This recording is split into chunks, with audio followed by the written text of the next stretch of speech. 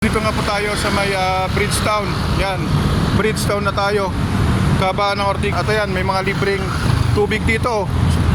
Ala, dito nyo pa kinalat talaga. Dito nyo pa pinatong yung mga kalat nyo. O sinong kukuha niyan? Nako, haba nito oh. Nako, hanggang walang katapos ang kalat oh. Kumain, tapos dito lang pinatong. So napakaraming kalat oh.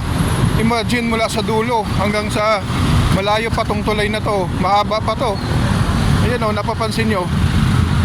Dito lang pinatong yung mga kalat. Yan. Patong-patong na kalat mga lutso. So wag naman po. Nagkukos yun po ng baha.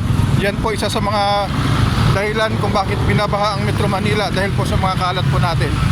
Maging responsabling mamamayang Pilipino po tayo. Oh, ayan oh. Dito tayo sa ayan, Bridgetown, mga lods. Yan.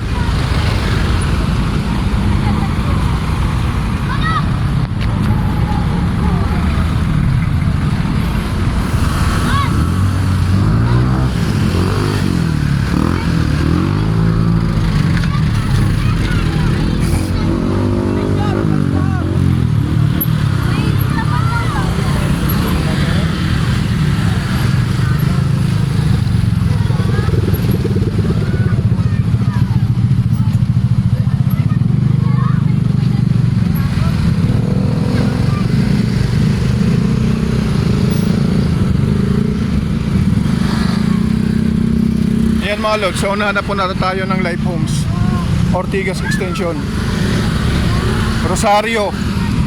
Then sa unahan, malapit na tayo sa Life Homes mga lods.